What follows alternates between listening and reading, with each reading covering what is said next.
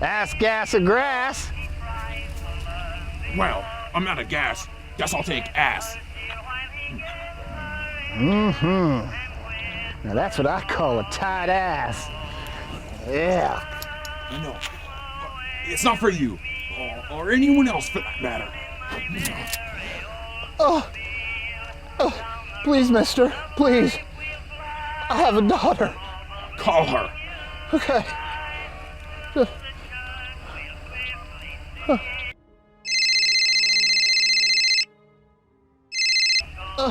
Hi, honey. It's Daddy. Hi. Yeah, sweetie, I'll be home real soon. Sweetie, please give Mommy a kiss and tell her that They love to spark in the dark old park as they go flying along.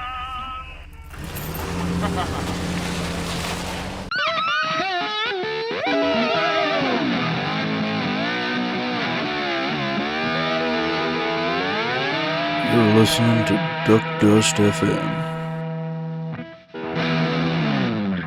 Hello, my friends. It's been a while.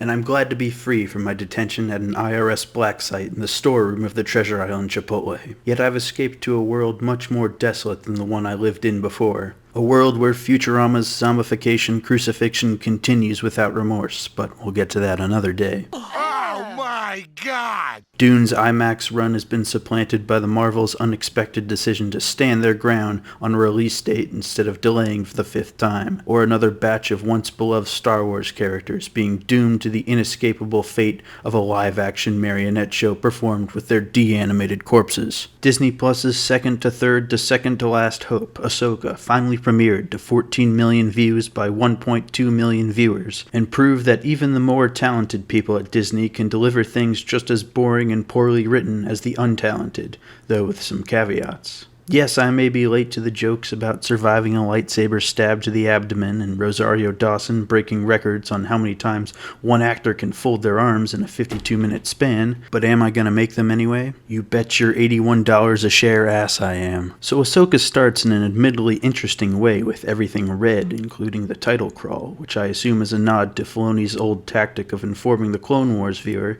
that the episode was going to be awesome, which in almost every case it was. However, this episode broke the mold. Rest in peace. We're introduced to Ray Stevenson, who's an ex-Jedi turned mercenary, and his apprentice, Darth Barista, who have the best scene in the episode and fuck up some rebels and take Ahsoka's prisoner, Morgan last name. Meanwhile, Ahsoka goes to planet ILM stagecraft setting 00352, and she does some fancy lightsaber moves with no one watching and gains access to a secret temple where she uses her Ben Gates from National Treasure abilities to discover a map to Luke Skywalker at Ezra Bridger. Could it really be that simple?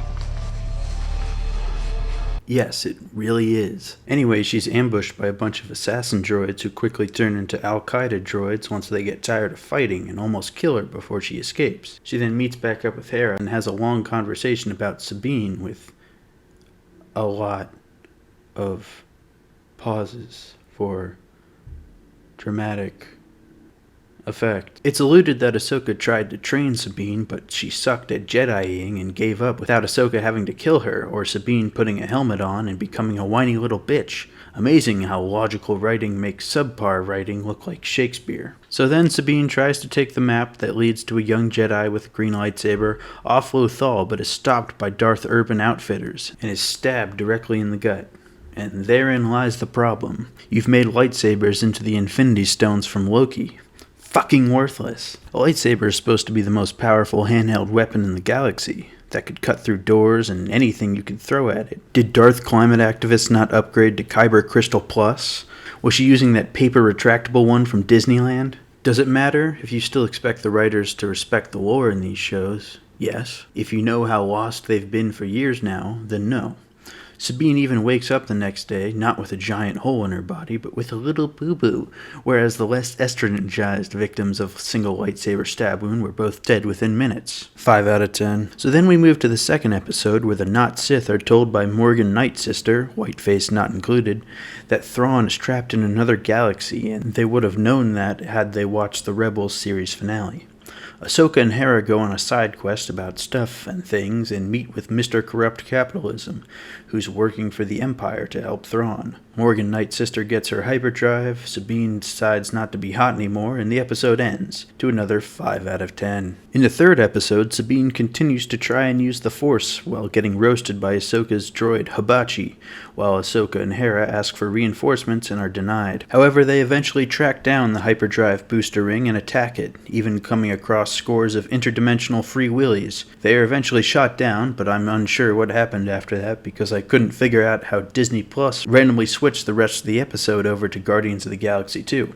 Regardless, 5 out of 10. Then came the final episode, where they're trying to find a way to escape the planet, but are quickly discovered by the 3 not Sith Inquisitors. Ahsoka quickly kills the masked one, who it turns out was not in any way a previously known character, which you can take either way as a pointless setup or a silver lining that not every character has to be someone we've already seen, though I'll leave that in the eye of the beholder. Darth Debbie Harry realizes that Sabine can't use the Force, but she can easily escape, and does find Ahsoka fighting Ray Stevenson for the map. Ahsoka is overpowered, but Sabine gets the map and takes it hostage, gaining all the power before she is easily manipulated into handing it over on a silver fucking platter. Put her there. The ring! I can't believe you fell for the oldest trick in the book! What a goof! What's with you, man? Ray Stevenson destroys the map and they head off to Thrawn's location before Hera and Asian Santa from Mandalorian arrives and Ahsoka wakes up in the world between good scripts to find CGI Anakin Skywalker reeling you in for the next episode. Now, whether you've long since abandoned hope for Star Wars, still are hopelessly clinging on to a slim chance at true resurrection, or are fully caught up in everything they put out as perfect camp, Ahsoka has no real impact because Star Wars' cultural moment has once again passed. And again by Lucasfilm's own undoing. Whereas in previous years, Ahsoka would have been an Infinity War level pretext to the endgame that would be the Filoni movie, Ahsoka, even if it was that good, is kinda just there to take it or leave it, much like recent Marvel projects that were supposed to be the catalyst for the next major phase in their universe. It's not just good old apathy that undoes Ahsoka, the show itself has no shortage of problems. Unfortunately, that starts with the cast and characters. Rosario Dawson, however good of an actor, plays Ahsoka about as dull and soulless as you can imagine, which I guess would kind of make sense for someone who's been through a lot like she has, the character that is, or is older, but her performance lacks the life needed to pull that off. The same could be said for Hera, who even after Kanan's death was always upbeat and full of life, is now a dead-eyed Mary Elizabeth Winstead, who displays no emotion and talks with no inflection of any kind. And you don't even know what I'm saying.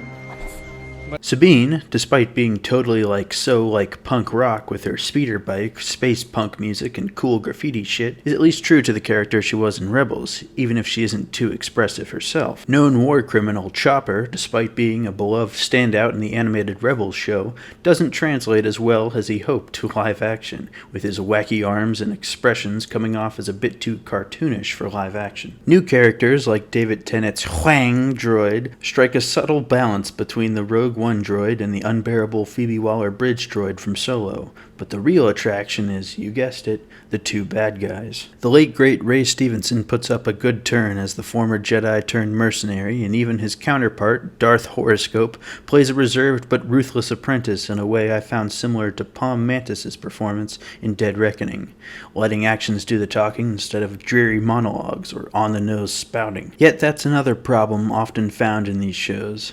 Dialogue. Yeah, it's a dumb space show for kids, and it doesn't have to be fucking Mark Twain, but it does have to sound like it wasn't written by AI, and at least be a little bit subtle. Take, for instance, in the first episode, when Ray Stevenson says Ahsoka's former apprentice is on Lothal. Right there, if you watch the previous 30 minutes of the episode, you know who he's talking about.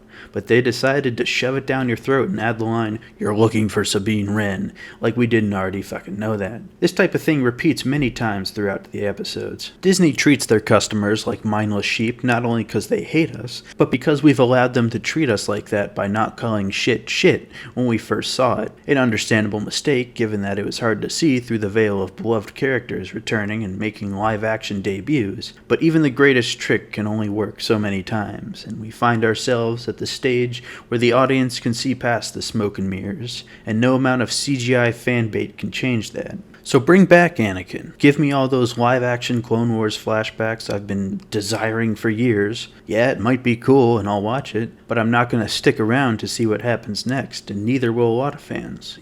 If they even watch at all. Episode 5 is promised to be so much of a cinematic event that they literally turned it into a cinematic event, where they will surely roll out every player on the bench in hopes of recapturing the magic Mando Season 2's finale did in recapturing fans lost from the sequels. But like I said before, people can only trust you so many times before they'll never trust you again. Disney is an empire in collapse, and Ahsoka has been left as one of the heirs.